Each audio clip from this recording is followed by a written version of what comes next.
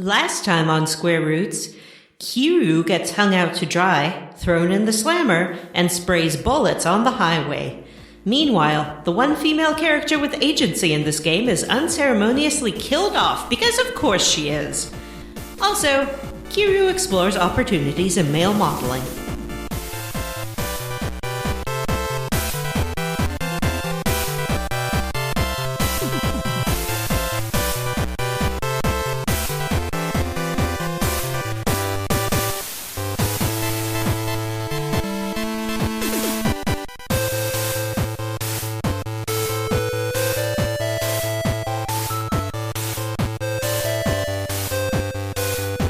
Hey everyone, and welcome to Square Roots, the classic RPG podcast. My name is Jim Banks. I'm joined by Matthew Van Zant. What up? I'm back from assignment!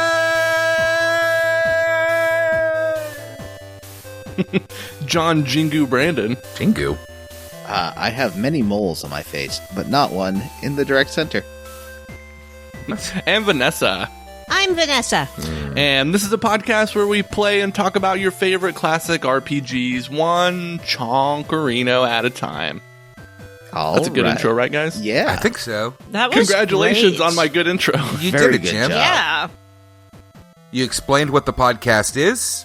You When I introduced the introduced hosts. everybody. You can go have a lie down now. That's fine. All right, I'm done. I'm feel a little rusty. Think it's Yeah. about time to crack a beer. We took a couple of weeks off.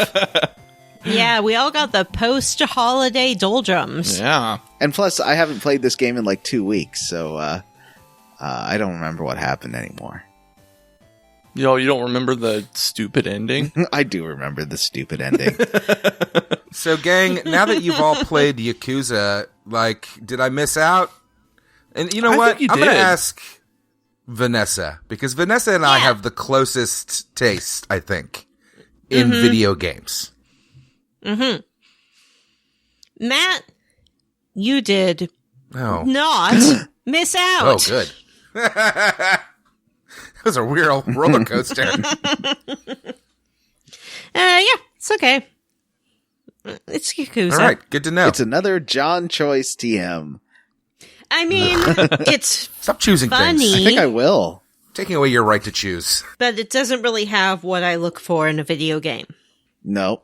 which is floppy-haired, handsome boys. which is a sense of exploration.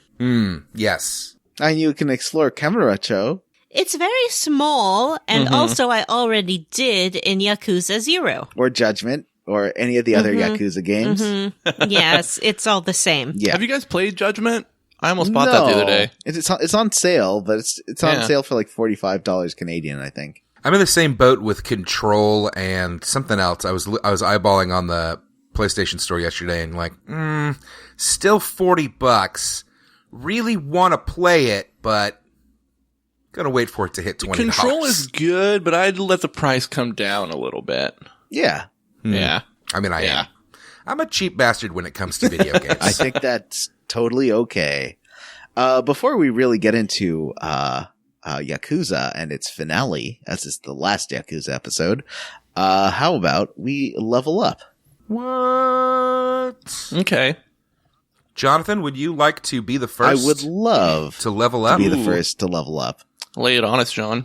Okay. Yeah. So everyone was like, you have to see a Star War. Everyone needs to see a Star Wars. So I was like, I'm going to go to the cinema. I'm going to see a Star Wars. And I have a few questions because it's a bit different than I imagined.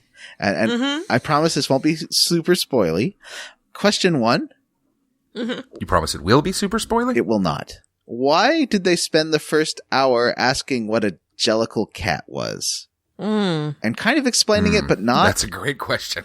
And then at the end, why did Judi Dench tell me that cats are not dogs, as if that was the thesis statement of the film? Yes. Why did that happen, John? Star Wars is very different than I imagined. There's no... John, I don't think you saw Star Wars.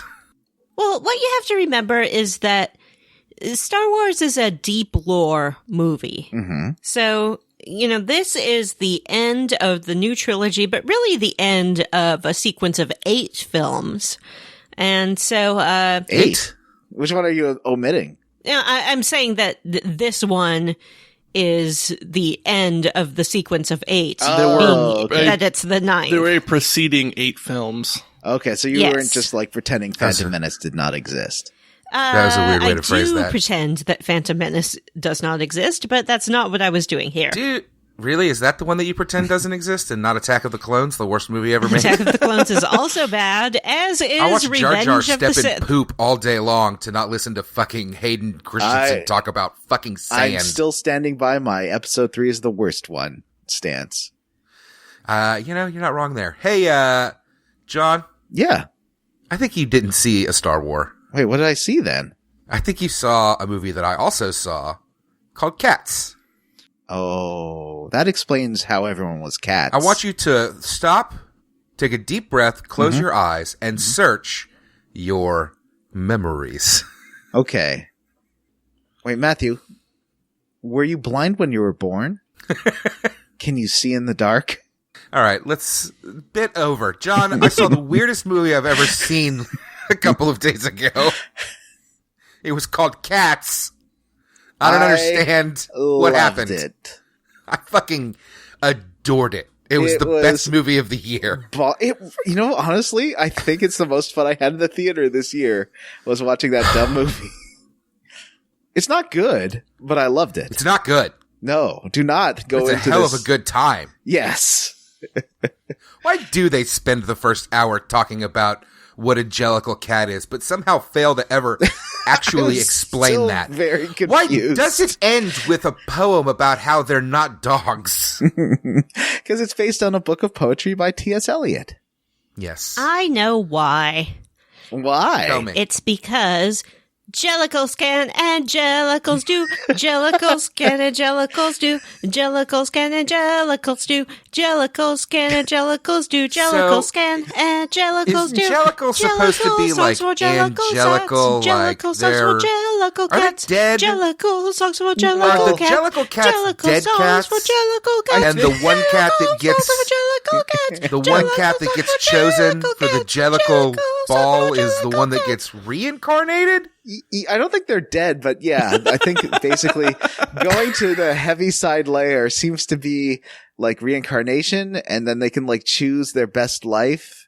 Cause that Griselda, she kind of missed out because she like hung out with Skimbleshanks or Bloppy Bips or Skimbleshanks She hung is out the with McCavity. railway cat. She would have had a great life hanging out with him. They imply that she slept with McCavity, and that's why nobody likes her. Well, that's new from the movie. Is I it? don't know Yeah. Because what I read before going into the movie was that I thought the whole deal was that she was always implied to be like a sex worker, and that's why they all disliked her. Yes, that's correct. The fact that you guys are... Oh, but the McCavity thing is... I'm The sorry, fact Jim. that you guys are throwing out these names when in Star Wars, there's names like McClunky and Django. I could easily not know which film you guys are talking about. Okay, number one, Django is a real name, and number two, McClunky is not a name. That's just a sound that is made that somebody spelled out phonetically. Whatever. You don't know that McClunky isn't a name.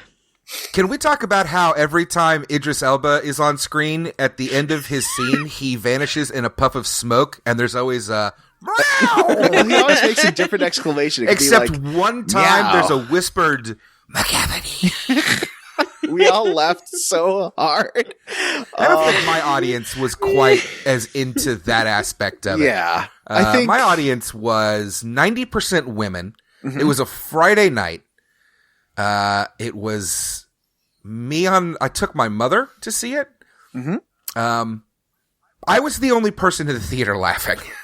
Oh, let's see, yeah, that kind of, I'm glad there's a lot of teens and stuff in the one I was seeing, and they were all like into it and enjoying it, but also like laughing at the terrible, like the CG in some parts is incredibly bad. Yeah, it's crazy. I've never seen a more uneven I've never seen more uneven CGI in a big budget movie, because occasionally the cats themselves actually look pretty fucking good most of the time. Yeah. When they're not moving like fucking weirdos. Never was there Ever. Their ears look good. Yep. Oh, the ear artist. They got a good ear I mean, artist. honestly, Jim, the ears are a huge part of it. They're moving constantly. That's unsettling. Never Even real was cats don't have no, it's constantly like a moving cat. ears. a cat so clever and That makes sense. magical. I would say that this isn't a movie for straight people, except that I know some straight people that really loved it, and some gay people I'm a that straight person, and I'm sitting here telling you how much I I love it. know, and some gay people that hated it. So I don't know. I think you have to be like into bad movies. Vanessa, I love your singing, but I can't hear John over you. Soft folies. I think you have to kind of be into bad movies to really get this one, but I don't think it, like, the music's really good. I love the soundtrack to Cats, and I think that Jennifer Hudson does a great job, and She kills it. Like, I mean, you could hear the sniffling and the tears in the audience. I mean, I was wiping my eyes. I mean, listen, Memories is a hell of a good song. yeah. I think it's also the only one that doesn't mention jellicles or heavy side or I don't think it has any nonsense words in it. It's just, or cats even. I think it's just about getting older and being sad. I think it's the best song Weber ever wrote. Oh, Really? Yeah, that's my hot take. Take your phantoms Wow. and shove it. Memory is the best song. You know, it's not a great song. What? Beautiful Ghosts, the extra new song that they wanted for Yeah. an Academy Award. It's real boring and doesn't sound like 70s bizarre nonsense. So it's just You'll not be as good. singing a different tune once it wins the Oscar for Best Original Song. Have I ever I cared thought about a lot the of the songs Oscars? were kind of clunky and not great, to be honest with you, but there's a few that are really good. What about Jenny Any Dots? What about Skimbleshanks the Railway Cat? So I I'm think not into tap dancing, so Matt I didn't and have I a great saw time with the that. unfixed version. So for Skimbleshanks, everyone's kind of levitating over the railway tracks in that scene. Nice. Oh, really? Yeah, it was not good. I didn't notice that. I wonder how else can you tell? Like, I don't know which version I saw. I think if you can see Judi Dench's human hands in a couple of scenes, that's the But unfinished they all have one. human hands in this movie. Well, she's got like her wedding ring and like not her. Yeah, cat like she hands. clearly has a sleeve and then it's just a normal human hand sticking out. Yes, that definitely is what I saw. But that's because she has a coat on. This movie's terrible. So I'd much rather talk about this than the other film I saw, Star Wars Episode 9, which was it's fine. Yeah, it's fine. It was fine. Yeah, it's alright. I mean, maybe we could do a bonus episode about it or something, but I don't I really feel like care it would that be much. a bummer. I think it would. Yeah. Although I watched Wait, what? Last Jedi again last night, and it is everything that Abrams did pretty much works, even though it's not the direction that Johnson would have taken. It's like, oh, okay, I see how they kind of played with stuff so that all the twists for the next one still make sense if you watch the Last Jedi. Mm-hmm. We don't want to get into spoiler territory, but I don't think I agree with that, but I don't want to get into it. Okay. Yeah. Jellicles, can Jellicles do? So Matt, how did you Like, I would level watch up? that movie again. I'm going to watch that one with my kids. It's going to be real fun. Yeah. Francisca Hayward was fantastic. Was she was the kitten? She's the main cat. Yeah. She's a great dancer. I think you could skip the first 45 minutes of the movie and miss nothing. Vanessa, Yeah. how did you level up? I got cowboy fever. The Dallas Cowboys? Nice. Nope. The beep boop robot cowboys of Westworld. Wait a minute. I started watching Westworld and I binged the whole first season, but I'm Wow. not done with the second one, so no spoilers. I don't think anyone watched the second season. Maybe I it will watched be it. me. I liked it a lot. Nice. I love it. It's a great show. It has everything I love. It's weird science fiction show. It's got scary people. It's got not so scary robots, and it's got a heck of a lot of ding-dongs. So many ding dongs. It's Never true. have I ever seen so many penises in one TV show. Except maybe like Real Sex. Do you remember that show? It was on HBO. I remember that show. Teenage Jim remembers that Yeah. That's how Jim learned about the real world. But yeah, I really like it. I like the acting. Jimmy Simpson, I've always liked. He was great on Psych as, what's his name? Mary? I think his character's name was Mary. He was on Psych? He was on Psych. Oh. He was great on Psych. He was this, like, weirdo. Him.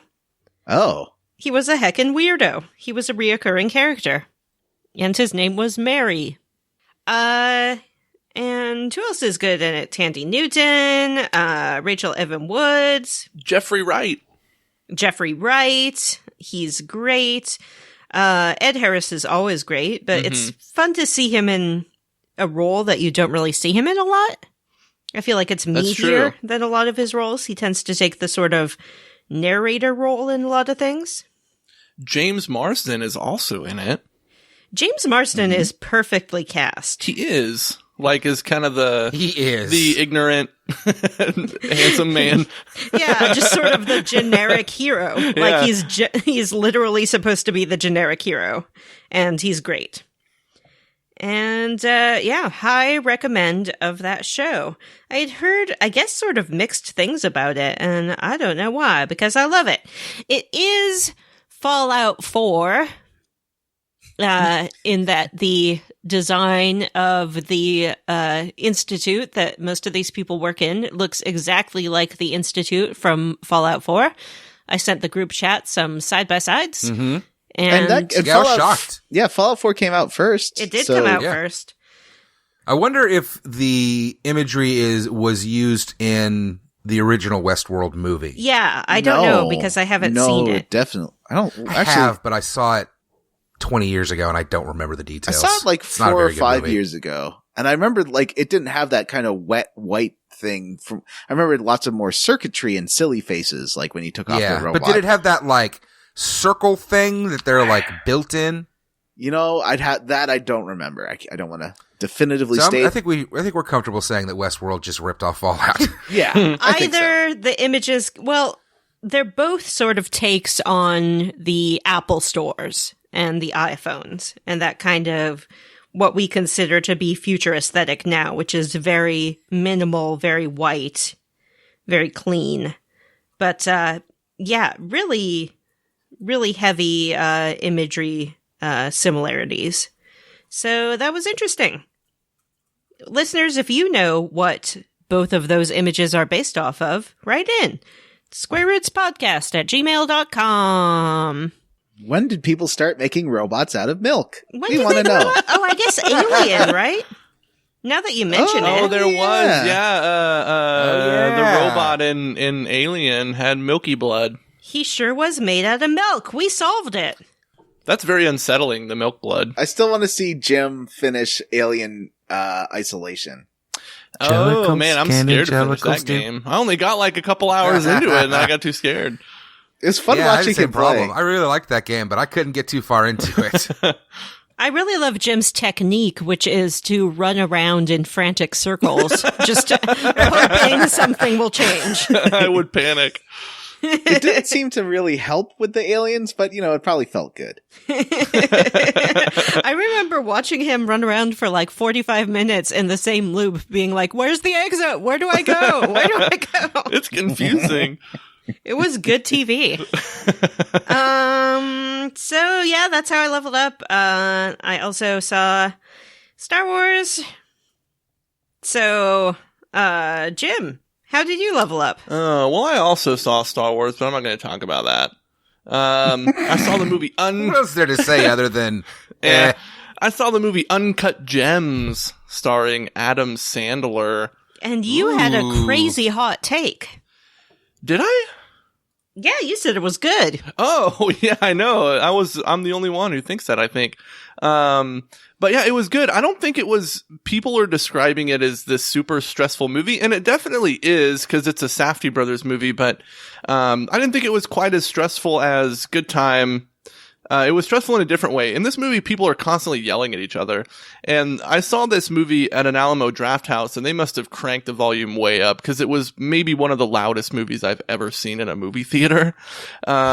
People are just yelling and screaming at each other constantly, and it's very, very frantic. But it was a good movie. Adam Sandler plays like a gambling addicted jeweler man who is trying to sell this illegally acquired Ethiopian opal that he got. So this is that once every 5 years Adam Sandler actually tries to act and do a good job. He did a really good job.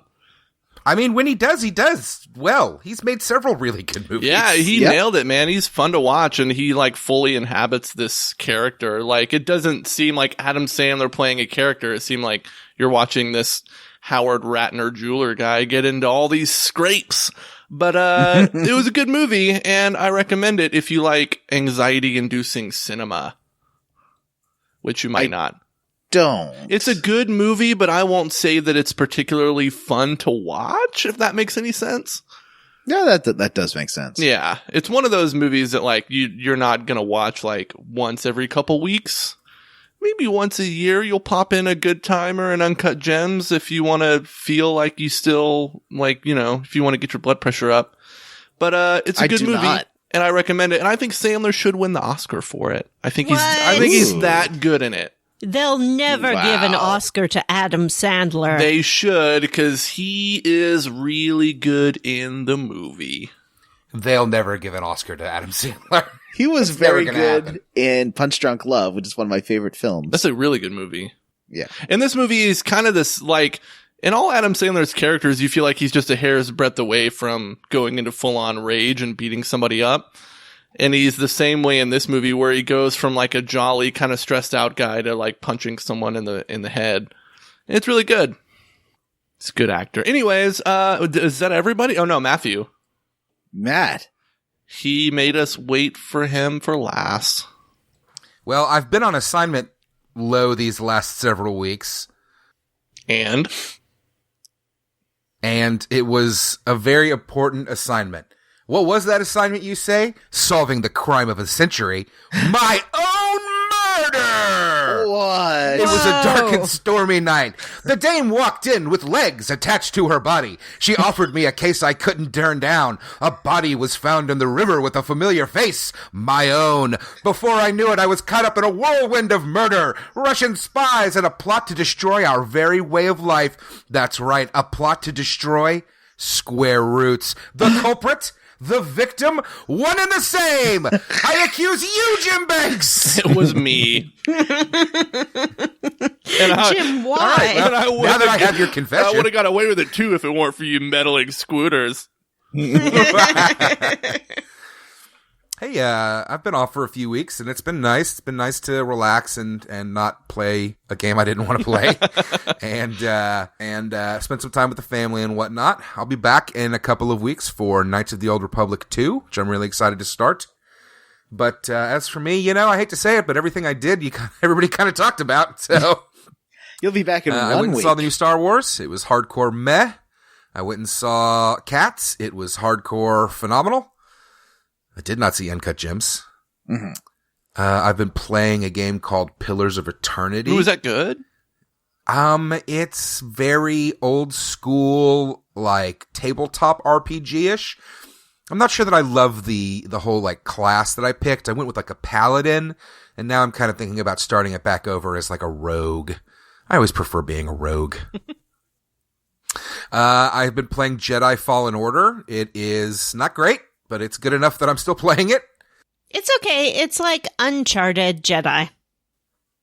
It is like, well, yeah. I mean, I think my take on it is that it is like God of War 2018, but Jedi, in that it's like, it's keeping me going with its story and characters, but I think the combat kind of sucks, and the traversal kind of sucks. Like, there's no fast travel, at least so far, and it's kind of too much. These levels are these huge twisting mazes that, I mean, I get lost. That sounds like a Dark. I get legit that lost. sounds like a Dark Souls. It is. It's very much a Dark Souls, but it's not.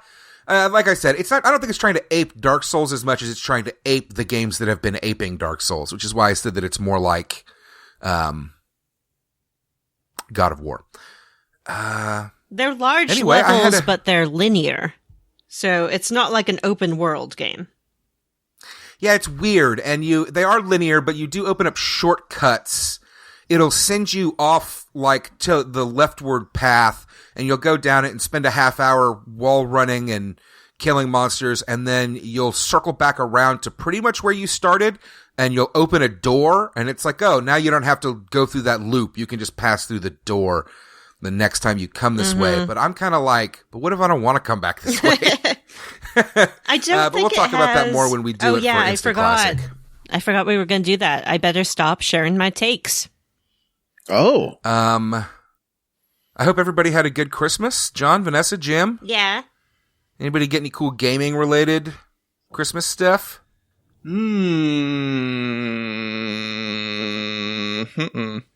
Jim got some Final Fantasy glasses. I did get some Final right Fantasy. They're pint glasses. I'm wearing the pint glasses. No, he's wearing them right now. It lets him see everything as Final Fantasy. Do I look like a chocobo or a moogle? Actually, the glasses are pretty cool. There's a VV one and a Cloud one and a Cactuar one and a Chocobo one. Vanessa, I believe you got a sweet new gaming setup. I got a brand new iPad. Ooh, look at this 1%er over here with their Apple products. Too bad KOTOR 2 hasn't been released on the App Store. We could just play it on your tablet. I know, it's kind of a bummer. But yeah, it's nice. I like it. I'm sure I'll play some games on it, besides just like the Match 3 games that I've been playing on it. Because Apple actually has become sort of a legitimate gaming platform. I think you should definitely, if you have not already, I think you should sign up for that Apple Arcade. People really have been raving about the selection on there. Oh, yeah, I forgot that was a thing. Several on I believe it was the Polygon show, had several games from the Apple Arcade on their best of the year list. Nice. Grindstone. There's a golf game, but it's not like a golf game really. It's like a mini game. Is that what but the it's golf? Something about golf, Wii Golf or something. I'm sort of Something like enjoying that. an embarrassment of riches right now for gaming and things to stream and things like that. I'm fat with media. I don't know when I'm going to get along to anything.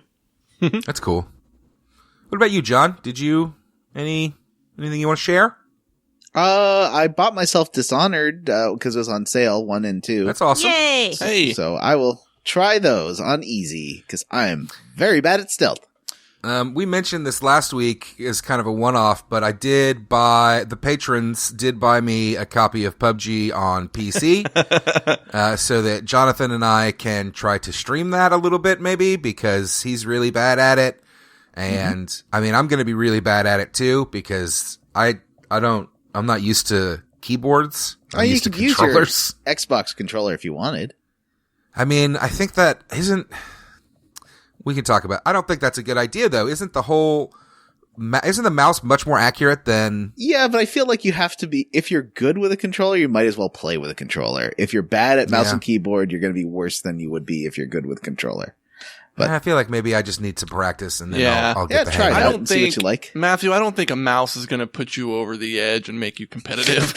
Exactly. I mean, I don't expect to be competitive, but I would like to be able to, play. Like, it's not fun when you can't do anything, and I kind of am afraid that if I was trying to play PUBG with a keyboard with a controller on PC, it would be such a handicap compared to the other players that it would be a real bummer. Matt is coming after all your favorite streamers. Ninja, you're on notice. Ninja is on notice. That dude's fucking annoying. Get fucked, Ninja. He's not great. No, he's not. Anything else, gang? No, that's it. I guess that's it for me. I can't really think of much else. I really just came on this episode because I really wanted to talk about cats. Jellicles, can angelicals do jellicles? I've had the magical Mr. Mistopheles stuck in my head for 2 days. It's the best song, other than Memories. It's definitely the best song on the soundtrack, other than Memories.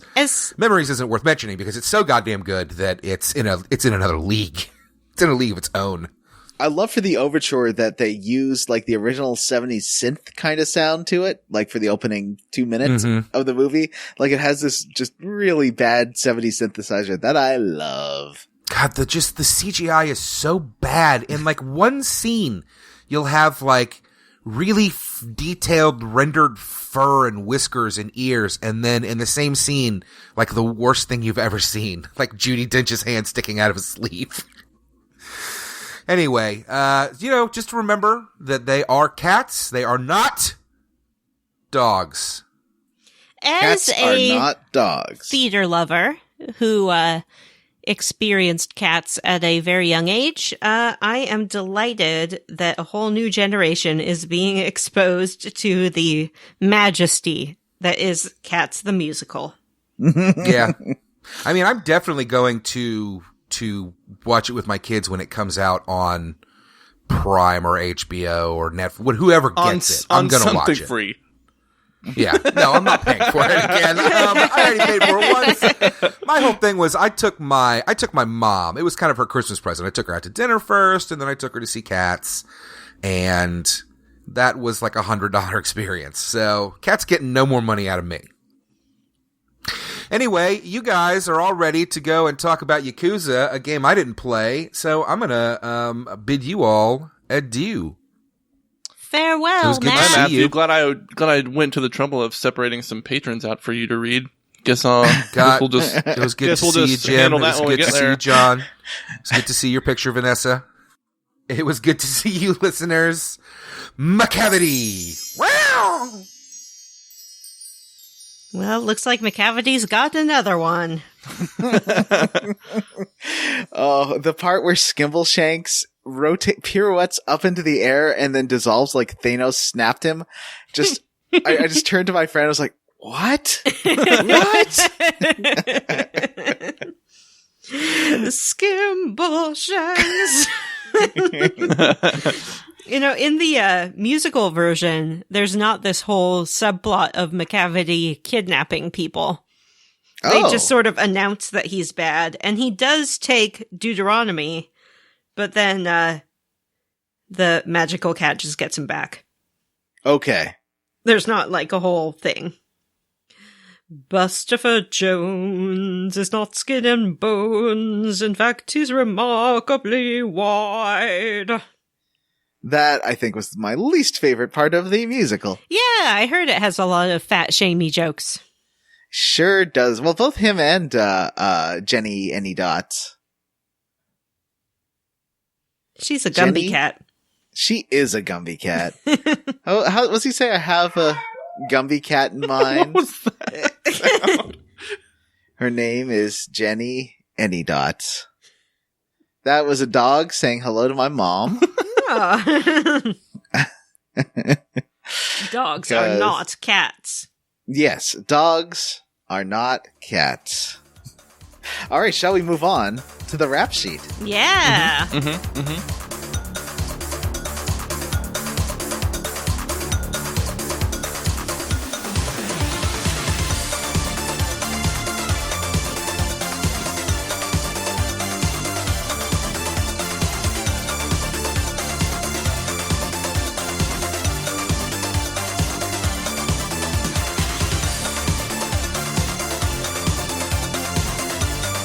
The exciting conclusion of the adventures of Kiru and Yumi and Nishiki and Haruka. Haruka and Date. And that's an amazing amount of names for me to have remembered. So That was very please, good. share your applause. Chapter 11, Honor and Humanity. So keep those in mind. Vanessa, I want you to note if you see any no. honor and humanity. Okay. So if you remember last time, Shinji said that Akami, his girlfriend, was working at a soapland named Shangri-La. Easy. And this is where Vanessa made reference to it before. Haruka's like, what's a soapland? This is my favorite part of the game. She's like, what's a soapland? And they're like, it's like a club for adults. And then she looks at Kiryu and goes, have you ever been to a soapland? And he's like, well, first he goes, yes. I mean, no. And then she just starts laughing and she's like, I know what a soapland is, idiots. I've been walking around this town with you enough. Yeah. Whoa, street smart kiddo. Yeah. She is a street smart kiddo. She just wanted to put Kiryu on blast. So I thought, oh, well, that's easy. Let's just walk into Shangri-La. No. No. Y'all, this gets wild. It does.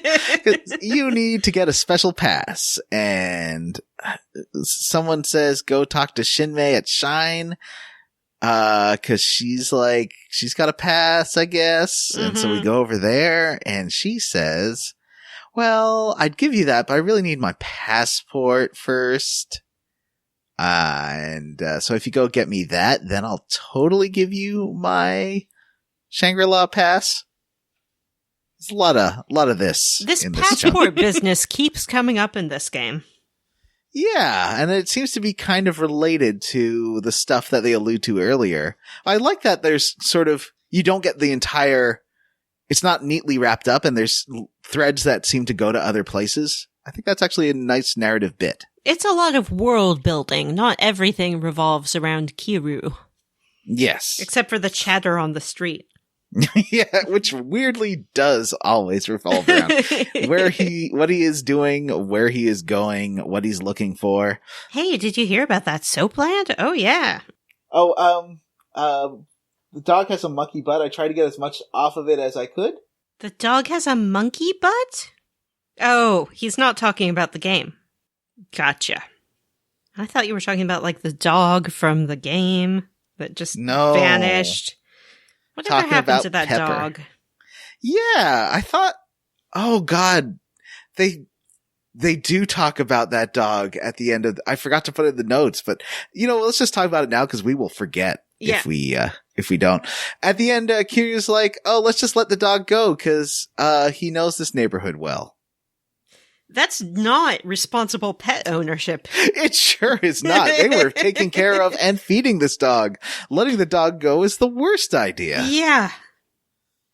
The dog's I was just kind gonna of get mad. killed by some ruffians. Yeah. So they let the dog go at the end before she goes back to the orphanage. I think she should have, they take care of the dog. That's a responsibility. Yeah. Just like you take care of a kid, that's a responsibility. Mm-hmm. Speaking of which, we've dumped the kid for a little while we go take. It's kind of weird how we dump the kid, but then bring her back right when we go to the brothel, which is what the soapland is. She wants to go to the soapland. Well, I guess we did promise that we would do investigating with her, right? Right. Because of that was the whole dramatic thing of the last part. Mm-hmm. Or 2 episodes ago.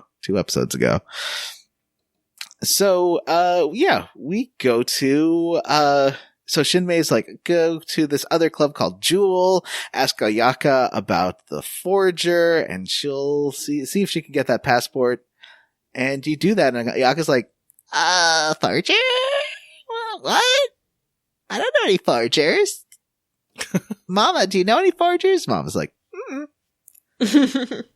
Mama's a liar. Mm-hmm. Mama is a liar. As you leave, you see some Yakuza come in and start shaking down Mama. Or no, not, I think were they Triad or Yakuza? Who can tell at this point, Yeah, John? who knows? I think they were Triad, cause Zhao is more of a Chinese name. Yeah, the Triad is the one who has issues with the passport But deals. who are Yeah. the Omi Alliance? They're another Yakuza gang. Oh, A totally separate one from okay. the Tojo clan. Okay. So, May I offer an aside? Mm-hmm. of course. Throughout this whole game, I kept thinking that there were many chairmen at one time, and that's why they kept referring to second chairman, third chairman, fourth chairman. Yeah, me too. Is that not the case? I think it's more that they're the subsequent chairman. Yeah, I think it's a succession thing. Oh, I thought it was like a partnership. No. Yeah, me too. I didn't fully understand that until the end of the game when, spoiler alert, Kiryu gets inducted as chairman and then it retires as chairman in the same day.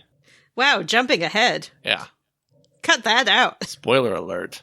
I am not cutting that out. That is staying in. Yeah, because then he's like, I'm the 5th chairman. And if there were many chairmen, it wouldn't be like such a deal. Yeah. So, Okay. Yeah, I think you're right. I just interpreted it the way you first interpreted it, that it was Zhao. Zhao is harassing these ladies. They run off to the park that everyone goes to in this game. The one that's Yeah. like right behind Stardust. it's like the one spot in town to go to get away from it all. But it doesn't work because they're surrounded by guys with these big swords. At least, they have a sense of tradition, not using guns. They're using these giant swords to harass these ladies. That's something. So you fight the men with the swords, and Mama and Ayaka are real happy about that. You head back to Jewel, and they're like, okay, I'm the forger. I was just testing you. I didn't know who you were. You come in the club asking about forgeries. Oh, and also Zhao was after them because they didn't like the passports. They didn't think they were a good job. Is that right? I can't really tell. Or they were forging for someone else or something. I don't know. They have some kind of Anyway, issues. So Mama is the forger. Mama? The lady who runs the hostess club. Yeah, I can't believe it. Nice old lady. She's the forger. She sets you up with a passport for Shinmei, and now you can finally get to the soap. Oh no, you cannot get to the soap land because you give it to Shinmei, and then Shinmei's like, "Oh yeah, I sold my pass to the guy at MEB." Mm-hmm. Then why did she make Kiryu do all this? Because she wanted her passport. She's a sly woman. A man comes along asking for something, you get something from him. Whether you I have what see. he's asking for or not. I guess that does make sense. Yeah. Everyone So- knows that Kiryu is the biggest sucker. He will He do really anything is. for anyone at any time. So you go and have to buy back this pass that you went through all this effort to get. You have to go to the guy and then haggle with him to get it. And it costs you thousands of dollars. Mm-hmm. I paid 500,000 yen for it. That's a lot of money. It is a lot of money. And with that, we can finally get into Shangri-La. But first, let's go pick up the child before we go to the brothel. Get it. What? it. Get that child. And so now you're searching Shangri-La, for, what's her face? Akami.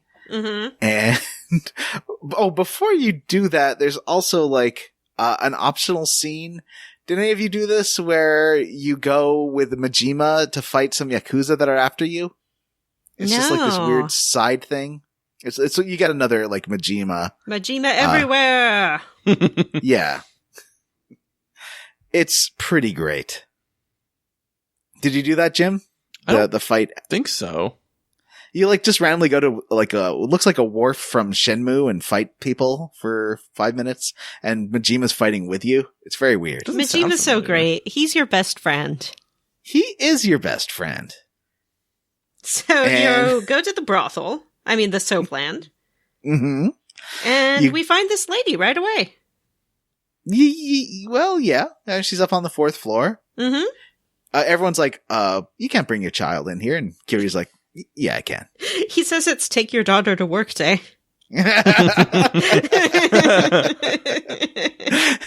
And every wrong door that you open is just someone saying what are you doing with the kid in here? Get that kid out of here. Yeah. They're like, are you some kind of pervert? But So you finally get to Akemi, and she has a sad scene because she realizes if she sees Kiryu, that means that Shinji is dead. yeah, because Shinji had told her, if something happens to me, this guy, Kiryu, will come. And Everything's going great. She tells you about how Kazama is out, because that's the whole point, is she knows where Kazama is. Right. And he is out at the Shibara Wharf with Tarada, who is one of the chairmen of the Omi Alliance, the other Yakuza gang. Mm-hmm. He's on a boat. Yeah, but before you can use this information... This is my favorite thing that happens in this whole game. Majima wants to go to Shangri-La too. What? He does. Why? Well, he takes his truck. Because his heart's desire is in Shangri-La. He is, as always, after Kiryu, his paramour, his rival, the only thing that matters to him in this world. So he does gently knock at the door with his truck, in that he drives it straight through the wall. And the building shakes like it's an earthquake, and everyone's like, what the hell? And Kiryu runs down the stairs. And Majima's like, Kiryu, I'm here! You get more of Kiryu opening doors with people's heads as he makes his way down fighting Majima's gang. And then you have this is your final story Majima battle. You can still do others to get your Majima everywhere rank up. It's me, Kiryu! I did rank up my Majima everywhere. There was a lot of him like popping out of garbage cans and being under large traffic cones. And the best one was he makes you go to a strip club and he strips for you. What? And like hearts are coming out of him. It's pretty amazing. I must see this. I recommend look up Kiryu Majima Strip Club. I will. I'll do it right now. Do it. Let me just grab my new iPad here. Dip, dip, dip, dip, dip. And open up my YouTube app. Surely I've got one on here somewhere. Oh, maybe it's so new that I haven't put the YouTube app on it yet. Well, that's okay. I'll just Google it. Majima. Strip. Okay, here we go. Here's Kiryu. He's in the club. Oh. Oh, weird. He's working it. Oh, yeah. Ooh. We get like a butt shot there. Oh, he's going around the pole. He's got hearts coming out.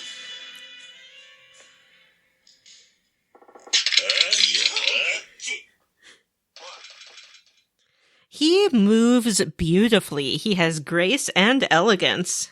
He does know how to work the pole. He does. Ah, so seductive. Oh, in the video I'm watching, they are fighting now. But, I guess it's just kind of foreplay. I don't think it ever progresses to that. Oh. Kiryu, why do you reject the man who loves you? Did you see his dance? Oh, he's doing his breakdance move where he stands on his hands and spreads his legs and spins around. I like that the reason they fight after the stripping is that he thinks Kiryu isn't grateful enough for his entertainment. He isn't. And then they just fight. Ah. The way they know how to express their true love for each other. You make your way through 3 floors of Majima's goons and then throw a bunch of them through doors and finally get down there. Majima's so happy to finally get a one-on-one fight with you. Now, I think I mentioned before, the Majima Everywhere stuff was not in the original version of Yakuza 1, so this is your first big fight with Majima since the batting cage. And you beat him up. It's much easier than the first fight with him was, and he just sort of lies down and has a nappy nap. It's not unusual when you've given it your all at a soapland to just pass out afterwards. And the great thing about a soapland is that no one's going to judge you for it. I think they might judge Majima for driving a truck into the front door. Potentially. But that just shows, the power of his thrusting entrance. Well, that guy, Sumo, I don't think so. Sumo? Nobody's name is Sumo Pseudo. in this game. Okay, that guy Pseudo, the one who's working for Division 1. Yeah. Date and Pseudo seem to be working a bit better together. Date tells you that Pseudo can't really touch him because he's the only link they have to this whole story since he's in with Kiryu. And that basically means that he can't get fired for, letting Kiryu out of jail like he did earlier. This brings us to the end of Chapter 11, Honor and Humanity. So I ask you this, what is the honor and what is the humanity? Well, the humanity is clearly Majima and his very human desire to form a connection with another person, namely Kiryu. The honor, I suppose that would be taking Haruka to the soapland, because he did promise to include her in investigations. And he kept his word by bringing her to a brothel where people were having sex in every room. Yep, he did walk in on quite a few people, although they were sitting next to each other. Of course they were. And now we begin the final chapter, Reunited. Reunited, and it feels so good. So Kazama's been hanging out on a boat, a nice boat with Tarada, who is a bigwig with the Omi Alliance. Yeah, I thought the Omi Alliance were our enemies. Sometimes, different Yakuza groups, when they have a common goal, can work together. Wow. It's at this point that Kazama gives the game's first real info dump about the story. Yeah. Vanessa, are you ready to have your world shaken? Yes. Shake me. Yumi is Mizuki. What? Who could have seen this coming? Wow, what a twist. All along, we thought that Mizumi was Yuki's long-lost sister who just happened to look exactly like her, except she had a tattoo. But it turns out that it was Yumi all along. What? My world is blown apart. Never have I ever seen such an elegant twist. All the clues were there, and yet I missed them all. At this point, Kazama is lecturing you for what seems like half an hour, and I don't know if you were like me, but I completely zoned out during this 30 minutes of exposition and had to go back and watch my Twitch stream to figure out what was happening. I rewatched it just this morning. After Dojima was killed, Yumi was taken care of by Kazama because she was sort of having a hard time readjusting. She couldn't really remember stuff. What do you call that? Forgetty times? Amnesia. Amnesia. So while in Kazama's care and Yumi was recovering, she got to meet Jingu, who was this young up-and-coming politician. And while they were hanging out together, somehow those two fell in love. Yeah. It was a very romantic story. Right at this time, the Prime Minister decided to try and set Jingu up with his daughter. And Jingu was like, yeah, that sounds like a great idea for my career and all. Yumi and Haruka, and I guess they sort of hid themselves or had some kind of arrangement. But someone found out about this, a reporter who was blackmailing Jingu, and Jingu decided to totally kill him, and then had to ask Sarah and Kazama for help, because basically Kazama was in this with the third chairman, who was Sarah. You remember, the one who got killed right after Kiryu was getting out of prison. Mm-hmm. Jingu also said, "Oh, hey, Sarah. Hey, Kazama. I have one more, a couple of loose ends that I really need you to get rid of when you help me bury this body." By that, he meant Yumi and Haruka. His own child. Kazama and Sarah do go to kill Haruka and Yumi, but they get there and they just can't do it. And they're like, screw this guy. We're going to come up with a new idea. So they create a new identity for Yumi, which is Mizuki, and they send Haruka off to the orphanage, the Sunflower Orphanage, where Kazama sends the children of all the people that he kills the parents of. Mm-hmm. Huh. So altruistic. Kazama does start explaining about the 10 billion yen and who is involved in that, but he'll get more into that after the fight with Shintaro, that is, coming up. Yeah, but it does turn out that the money belongs to Jingu. Yeah, the 10 billion, you mean? Yeah. Now, just when you think nothing will end this constant stream of story explanation, there's a few knocks at the door of this lovely yacht. Mm-hmm. Not good. There's lots of people throwing grenades everywhere. It's all of Shintaro's men. They've come to get Kiryu and Kazama and Haruka. So you fight lots of grenade-throwing dudes. You beat them up and they're shooting at you and throwing grenades until one, I guess, blows up the ship accidentally. Kiryu has to jump off the ship and swim to shore. And Kiryu's like, uh-oh. But fortunately, Haruka and everyone are fine. They just don't say how they got safely to shore. No, Kiryu has to, dive and swim for it, but then they're just standing on the shore like, here we are. Hi. So Terada, the guy that, I guess was keeping Kazama safe, is like, well, I've got my Omi Alliance soldiers that my backup's coming here, and they will help out and save us from Shintaro and his jerks. Unfortunately, it doesn't quite work out that way. They say, nope, we have struck a deal with Shintaro. We are going to help him become the fourth chairman. Sorry, Terada, you're a dummy. You're out. We have spoken. Yeah, it's quite the twist. I mean, it would be more of a twist if you knew who Terada was and were invested in this whole Omi Alliance Tojo clan struggle.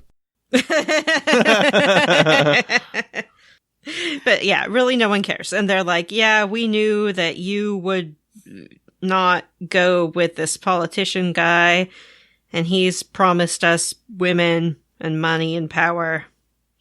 So you suck. We hate you.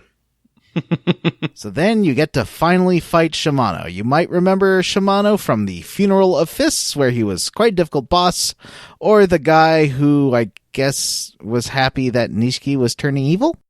With all the tattoos.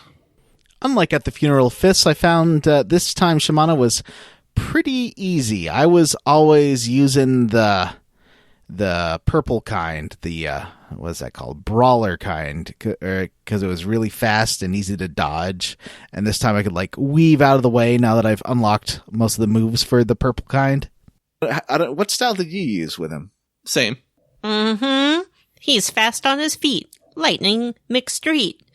It's Kiryu. So you beat up Shimano. You beat up Shimano. Unfortunately, when you beat up Mr. Shimano, he gets so mad that in his last conscious breath, I guess, he's like, screw you guys, screw you little girl, and picks up a grenade, pulls the pin, and throws it at Haruka. Yeah. He's like, hey, little kid, fuck you. At this very same moment, Terada shoots Shimano in the head. He's dead forever. And in order to save Haruka, Kazama jumps on the grenade. This game has so many instances of people jumping in front of grenades and bullets and knives and other things for people, and we have not seen the last of So it I'm wondering yet. at this point, how many people has Haruka known that she's seen die in front of her? Yeah, she's gonna be messed So, up. fortunately, even after having an entire grenade explode in his chest, Kazama seems pretty okay. He's just got like a little cut on his head, and he's talking for a long time. He's really alive. Like, he's alive for several minutes. So at this point, before dying, Kazama tries to explain everything else that's going on in the plot. Basically, that the 10 billion yen was money that was embezzled by Jingu, and Yumi and Sarah and him were in a plot to steal it, to destabilize him and expose him for being a corrupt politician. Yeah, and also there's a will left by somebody. Who cares? Nobody knows. That was obviously left by Sarah, the third chairman of the Tojo clan. Right? The chairman of the Tojo clan, Sarah, left a will, and Nishiki thought there was a will, but that was just something that they said to bother Nishiki, but then it turns out there really was a will, or else Nishiki was the one pretending there was a will. Anyway, now there really is a will, and it's given to Kiru. Then Kazama says, one more thing. You know how I said before that I made the Sunflower Orphanage to take care of the kids that had parents that I offed? Well, you know how you went to you guys went to the Sunflower Orphanage? I killed your parents, Kiryu. This part was so good. He's like, forgive me, I killed your parents. Kiryu looks up to the heavens and screams, "My real father!" I thought he was saying, you were my real father. That's what I took See, from I it. interpreted it as him saying, you killed my father, my real father, my bio dad. No, I think he was like, you were my real father. I feel like he's talking about Kazama, I was just right? thinking, given the context, he would be upset about his bio dad dying. Who's his bio dad? At this point in the series, we have no idea. Oh. Yeah, no, Yeah. he's talking about the other guy. So this is the end of Chapter 12, Reunited. And now we get to the end game, and you sort of you get a big warning message that you can trigger the end of the game by going to Stardust and talking with your friend there and saying, hey, I want to finish the game, because it gives you a chance to do all the side quests and stuff. And then you're immediately confronted by hostile mobs. This is my favorite battle. Didn't this happen at the end of Vampire? Yes? Remember when you're trying to walk through the city? And everyone is trying to kill you. I do remember. I guess because they put a bounty out on your life, or said like you're working with some people to end vampires forever or something. True. But Vanessa was saying how much she liked this mob fighting. Yeah, it's great. I love it when enemies just spawn and come after you and after you and after you. And when you think it's over, it's not over yet. And they're like, wow, you killed the first wave. Well, here comes the second wave. Oh my god, this guy's a real fighting machine. But just because he killed the first and the second wave, there's no way he'll kill the third wave. I like the idea that all these people got there, but beforehand they're like, all right, you're going to be the first wave. And then me, Billy and Simon and Brent, we're going to be in the second wave. And then the rest of you guys just jump in whenever. Oh, what do we gotta be in the first wave? No, it's good to be the first wave, because then you have first chance to kill him and get the reward. I don't know if this is a great place to fight. I mean, look at all these Car doors for him to put our heads into. Oh, and also Haruka is there just watching the whole thing. At this point, you find out that Yumi and the 10 billion yen are probably at Ares. Yeah, it's been at Ares all along, which is Yumi's club. But when you get to the Millennium Tower, it is chock-a-block full of MIA assassins, commandos, and other armed people who are shooting you to death as you try to get through that hallway. Of course it is. You can also now easily disarm all these MIA agents and then take their guns and shoot them twice in the chest. Non-lethally, of course. Yeah, they pass out in 2 bullet shots.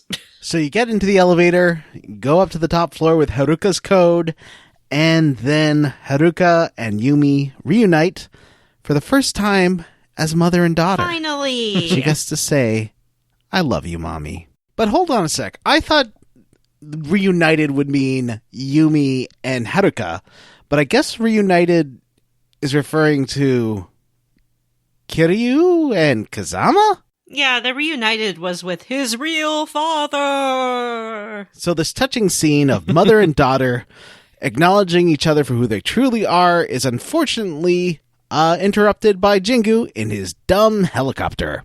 I liked this moment, though. It's the first physical affection we see in the game at all. Yumi does hug her daughter. Her daughter's like, "Mommy, you're my mommy." And Yumi even embraces Kiryu, and they all stand in a little circle together. A little family. They are a little family. Also at this point, I guess Yumi talks about how she always cared for Kiryu and missed him and was always in love with him. Yeah, she's like, "I remembered bits and pieces of you. I love you." And she admits that with the amnesia and everything, she might have forgotten who Kiryu was, but she always remembers his face. Yeah, Kiryu's just like, Kiryu. Kiryu. Me. It's me, Kiryu. You sound like Kermit. He's such an idiot. This part is the most like soap opera-y, I think, of anything in the game, because Jingu does kind of an exposition dump, and then Kiryu busts out this scroll that's like, "I'm the 5th chairman." It's the will. We have this flashback to Sarah filling out the will, and he's like, "I have written my will, but I can't decide who my successor should be, so I'm leaving it blank. And you, what's your name? Kiryu's real father, will be the one. Kazama, you have to fill in a name, and name my successor." And then Kiryu's like, "It's me! I'm the chairman!"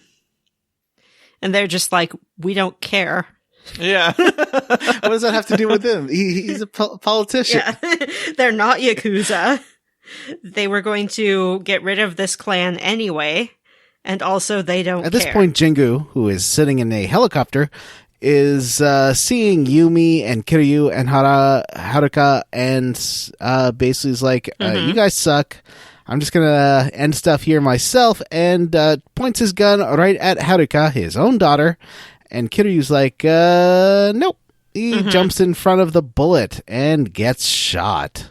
At this point, Date and Pseudo fly in on their helicopter, but they're pretty much immediately scared off by the guns of Jingu's team and kind of fly off. Yeah, Date and Pseudo have had a moment of bonding where Pseudo's like, "Actually, you were right all along. Let's go bust this crooked politician."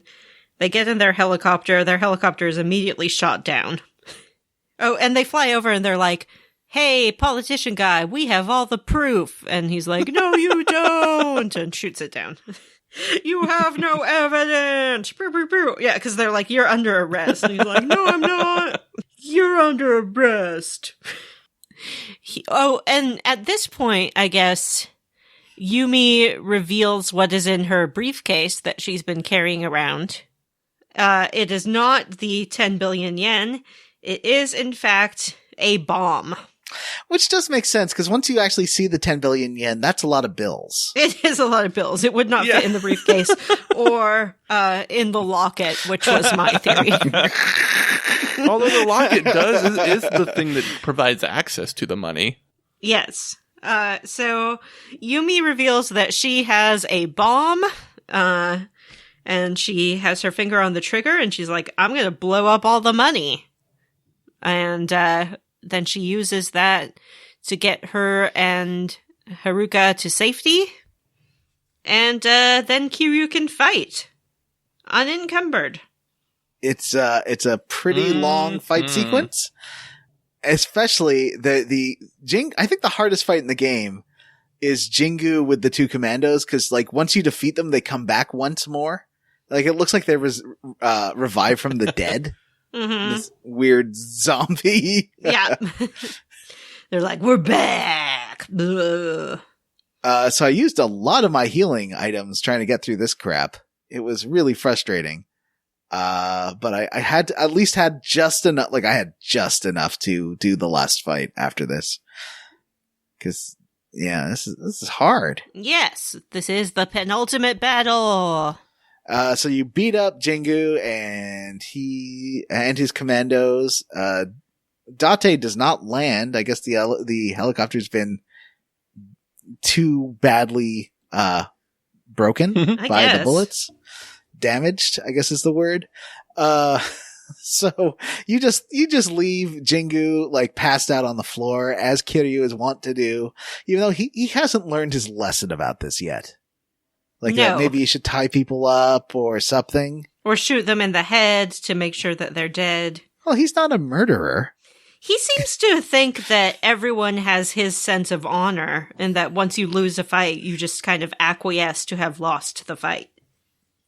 Yeah, he kind of takes this in the wrong direction, because he gets another fun moment with Yumi. And is this when Nishiki comes in? I think that Yumi first reveals, maybe Nishiki comes first. Yeah. Is that right? I don't remember. Well, Let's just assume it is right. Yeah, I think that Nishiki comes in and he's like, hey, guess what? No, we must have the order wrong. Wait, what are we confusing? Okay, so first Yumi, takes the locket out and she opens it up with her key. I thought Nishiki came in first. I think Nishiki comes in, you fight him, and then she talks to Haruka and was like, hey, I wanted in this locket was what was most special to me, or my favorite memory, or whatever. And then she shows you what's inside of it. It's got a picture of Kiryu in it. And then she puts it under the vault sensor, and then that's when Jingu shows back up. Yeah. Wait. Yeah, but what about... Okay, so... You fight Nishiki comes, first, I think. Yeah, Nishiki is like, hey, I knew that these people were going to betray me because I don't trust anyone. Also, I've also always been in love with Yumi, but she loved you. That's why I hate you so much. But I'm going to beat you up, and then Yumi will come and live with me, and my life will be happily ever after.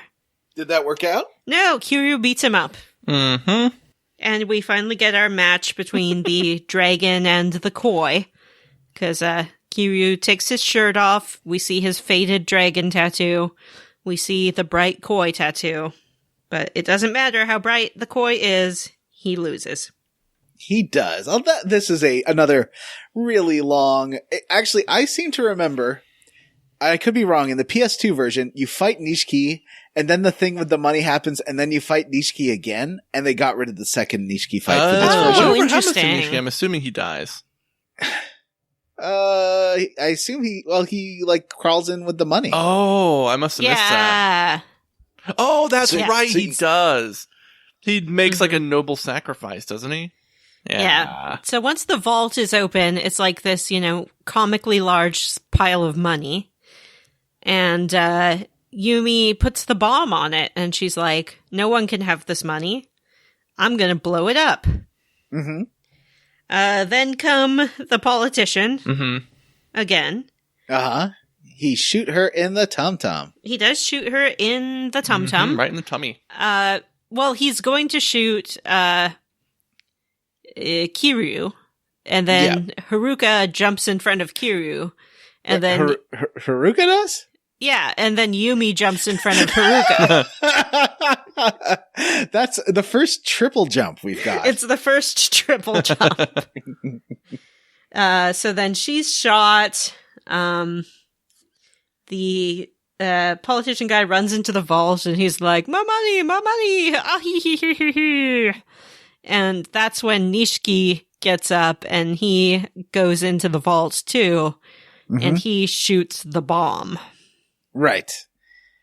And this does not destroy the money. No. As we are shown in a cutscene, the money just floats above Tokyo, and all the people on the street snatch it up. But I guess this does kill Nishiki and Jingu. Yes. But not Kiryu and Haruka, because they are still alive. Yumi talks to him about how her final wish came true, which was to see him one last time. Oh, yeah. Because he's not going to get her medical attention or like try to put pressure on her wound. No. Or any of the thing. Because he's real dumb. We are shown that he has no idea of how to do that. He does not know CPR. He knows nothing. So then that's the end of the game. Pretty much. Because then he is fourth chairman. Yeah, we get a little epilogue where we see him running out of the Tojo clan headquarters, and everyone's chasing him going, Chairman, wait, Chairman! And he wacky.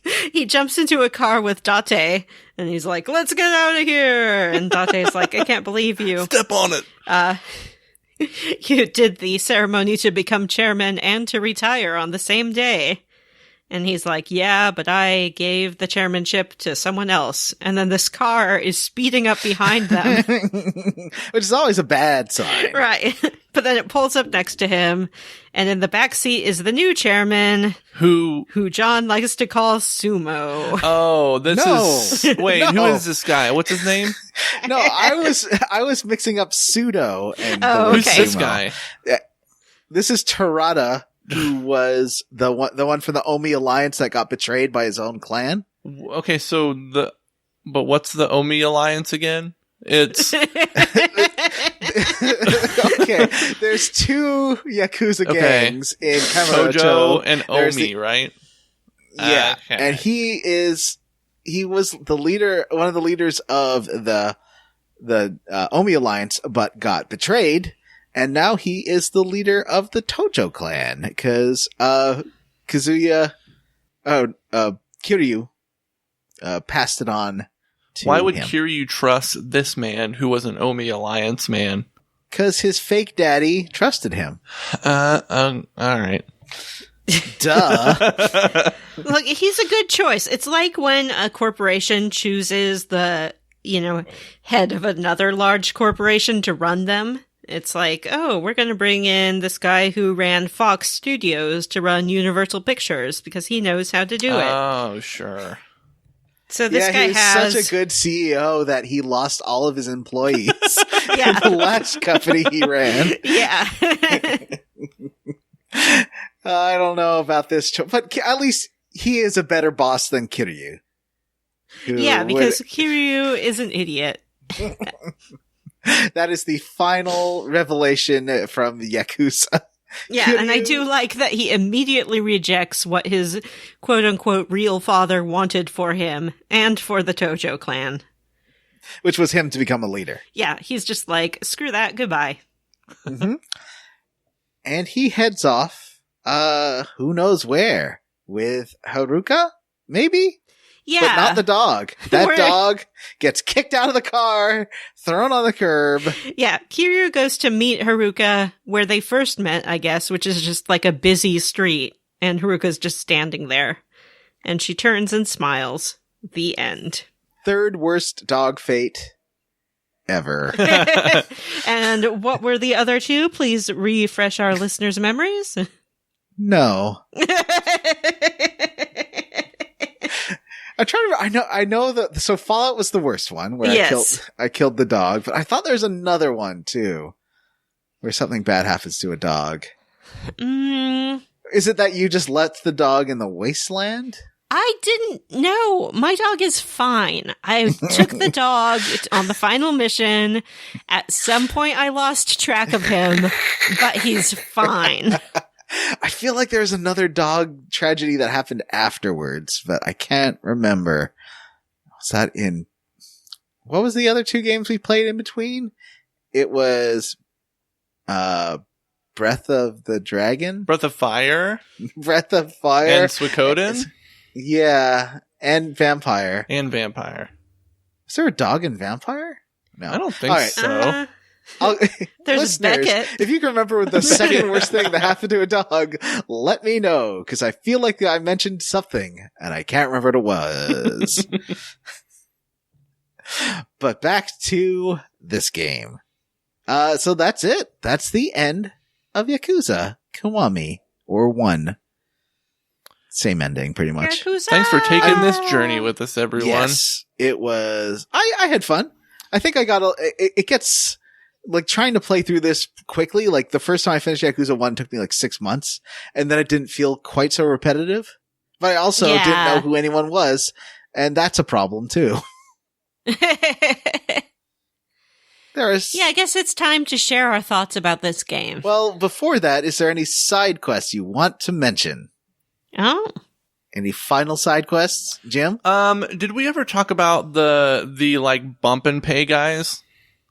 Yes, we did. Oh, we did. Okay. We definitely did. Did you do the warrior trainer guy? I didn't do, because you basically have to win all the fights in the Coliseum to get prize money to get the stuff that the warrior trainer guy wants, and I only did about half of them. Oh, I don't think I did all of them.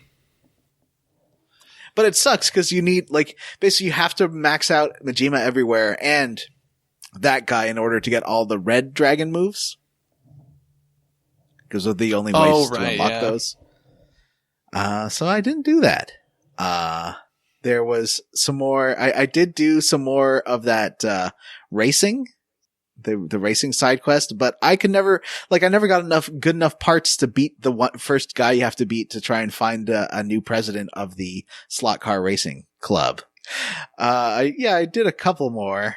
It's been a couple of weeks now, and I'm really slipping on these side stories. They're so weird and yet forgettable. I liked the debt collector one. That one was fun. Where, like, he keeps getting calls, like, phishing calls about a debt that he supposedly owed. Yeah. And then they're like, we're sending someone to collect, and you have to beat him up in the park. That's a good one. I like the one. Did you find the guy's phone? The guy's, the dead man's cell phone? No, I didn't. This guy keeps calling you, and he says he's going to give you details on who you have to assassinate, and you have to assassinate yourself. Oh, no. That one was pretty good. There was another one that I left open, and I think it was getting the coat for the guy that needed a coat. Well, all those like lead to different, like you get a coat and he gives you something and then someone else needs something and you give it to them and it leads you around the city. Oh. That one's pretty fun. And there's another guy who wants to be like your first Yakuza, like, sub member, like your first, employee. And he keeps like getting you in more and more trouble. Like he falls in love with a prostitute and stuff. It's very odd. Did you guys find all the keys to the boxes? I did not. Did you? No, I found like half of them.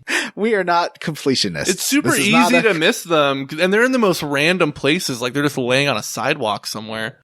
What about Bug Battle, John? Did you become Bug Battle champion? You know, I went and found 30-something of them, and I couldn't get the next stage of bug battling to unlock. I think you have to get every single card. Dang.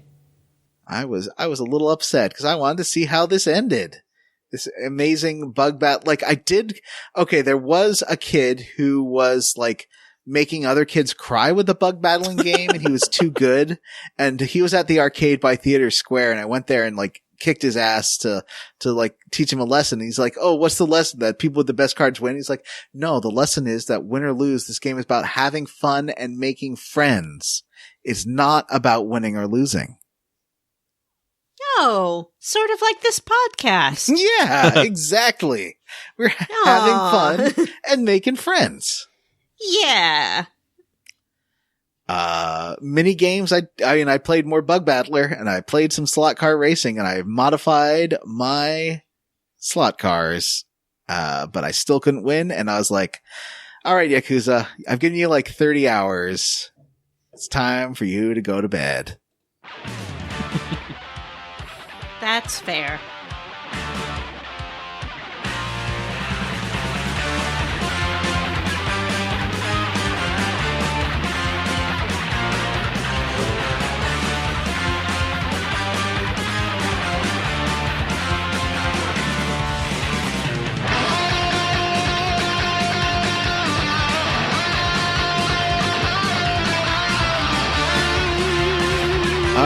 So, squarely against. Are you roundly for or squarely against this game, Jim? I'm roundly for this game. I thought this game was a nice change of pace from the games that we usually do. And I thought the fighting was fun, and the heat animations are always a pleasure to watch. And the characters are really silly. I think the weakest part of the game was the actual story stuff. Yeah. It's kind of boring. Yeah. But everything else is really fun, and it's weird that they put this really self-serious story as the main focus point and then surround it with all this really silly character stuff. Like, if the whole game had that same silly tone, it would be so much better, I think. It's kind of the way the whole, like, because Vanessa and I have played most of Zero, and that's kind of the same way. I wish they'd just let the game be as silly as it obviously wants to be. But yeah, I'm roundly for this game. How about you, Vanessa? Despite it not being quite my cup of tea, I am also roundly for this game. I think that it's fun and funny. The combat style in particular is not what I enjoy. It's very button mashy.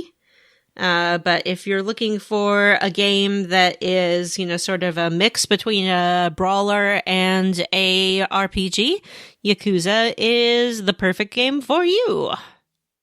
John. That's me. Are you roundly for or squarely against this game?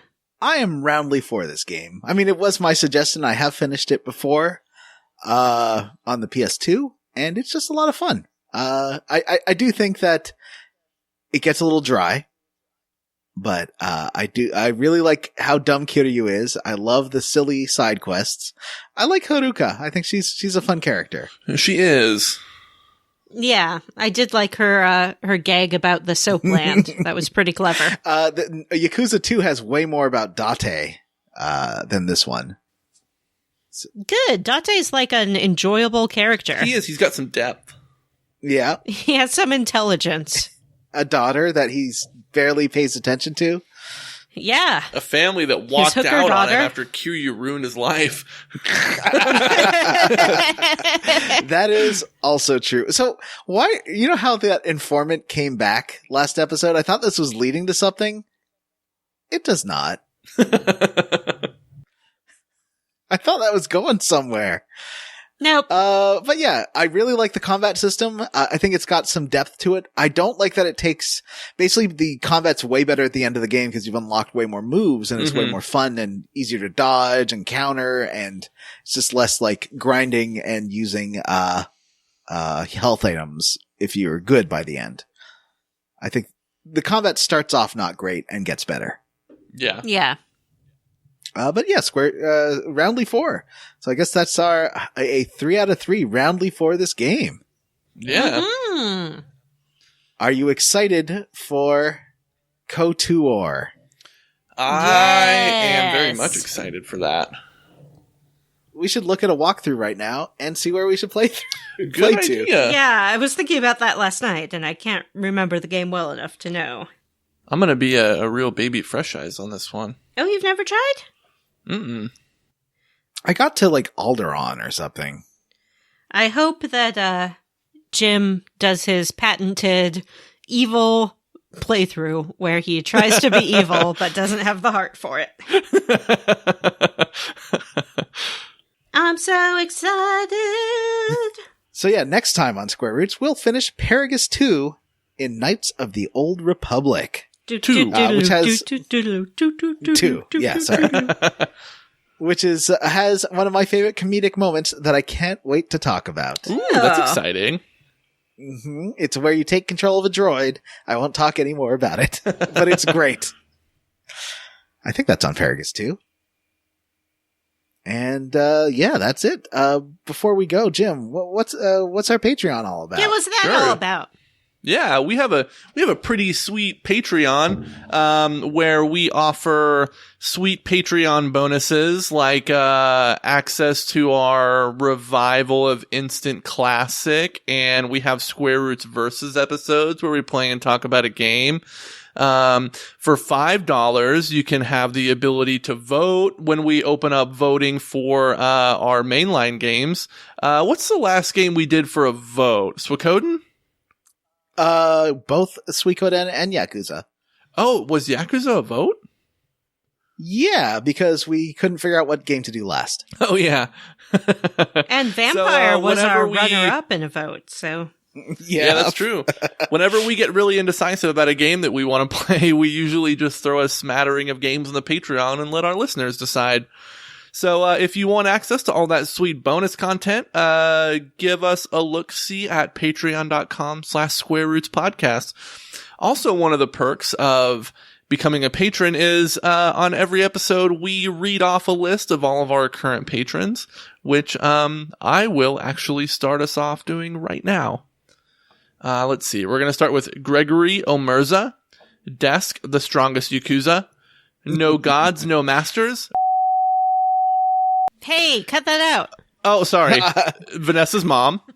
Mm-hmm.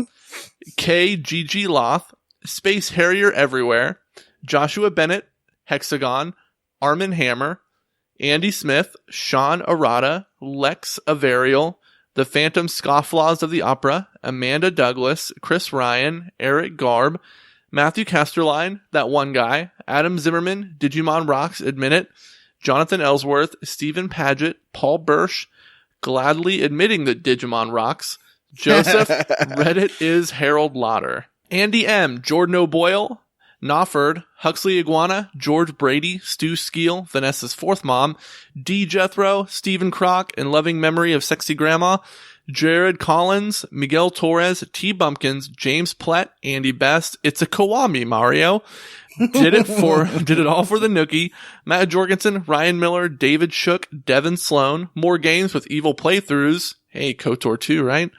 PJ Enns, Race Jenkins, Benjamin Avner, the bad boy Bobby Midkiff.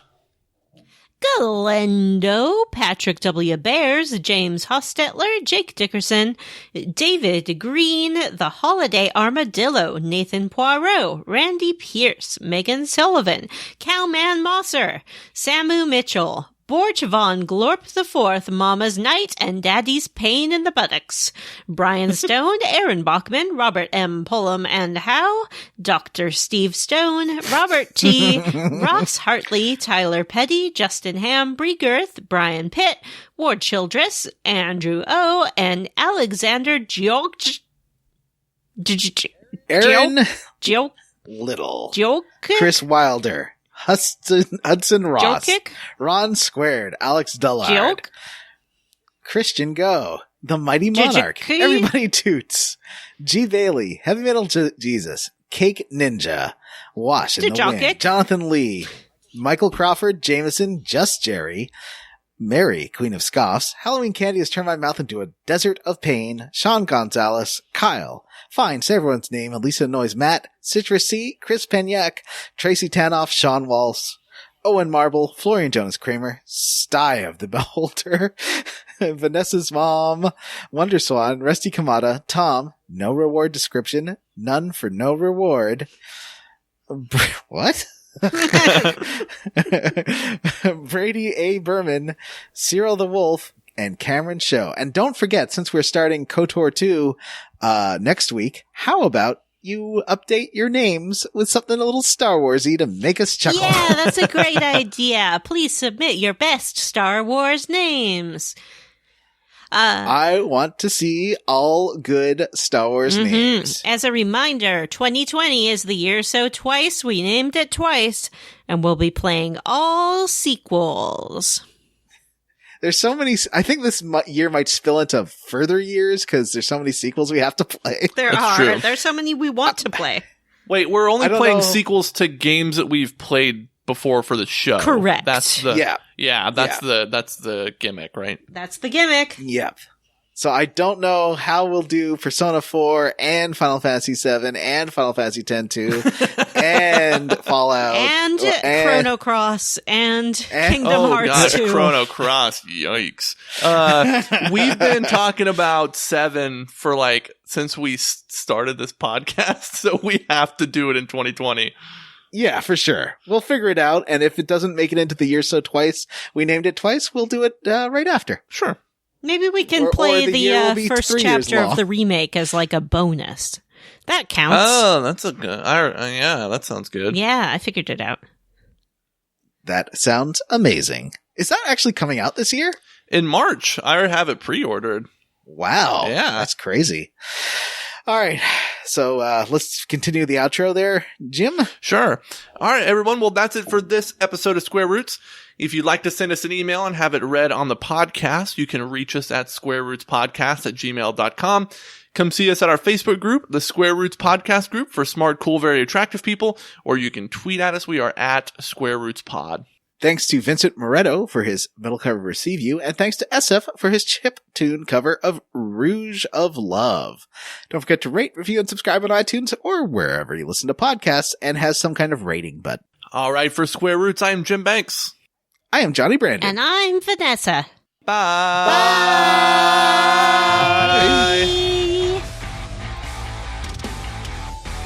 All right. We did it. That was a sleepy bear. That was a sleepy girl.